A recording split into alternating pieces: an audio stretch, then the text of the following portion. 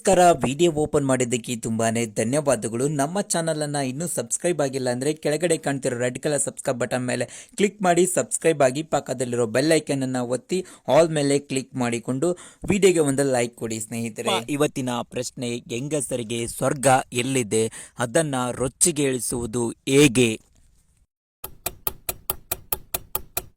ಈ ಪ್ರಶ್ನೆಗೆ ಸರಿಯಾದ ಉತ್ತರ, ತೂತಿನ ಹೊರಗಡೆ 2 ರೆಕ್ಕೆಗಳು ಇರುತ್ತವೆ, ಅದನ್ನ ತಿಕ್ಕಿದರೆ ಸ್ವರ್ಗ ಸಿಗುತ್ತದೆ.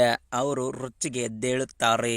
ನಮ್ಮ ಮುಂದಿನ ಪ್ರಶ್ನೆ, ಹುಡುಗಿಯರ ತೂತಿಗೆ ಸಾಮಾನು ಇಟ್ಟು ಹೊರಗೆ ತೆಗೆಯದೆ ಹಾಗೆ ಮಲಗಿದರೆ ಏನಾಗುತ್ತದೆ?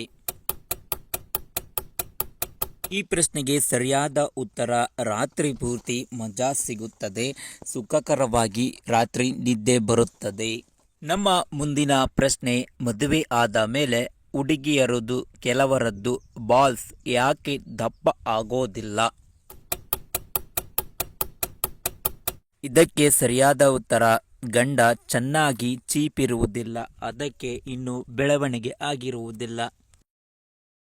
ನಮ್ಮ ಮುಂದಿನ ಪ್ರಶ್ನೆ, ಹುಡುಗಿಯರ ಕುಂಡಿಗಳು ಮದುವೆ ಆದ ಮೇಲೆ ದಪ್ಪ ಏಕೆ ಆಗುತ್ತವೆ?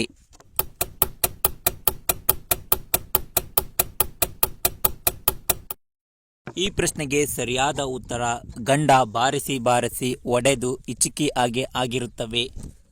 ನಮ್ಮ ಮುಂದಿನ ಪ್ರಶ್ನೆ, ಮದುವೆ ಆದ ಮೇಲೆ ಹುಡುಗಿಯರು ಪ್ರತಿದಿನ ಮಾಡಿಸಿಕೊಳ್ಳುತ್ತಾರಾ?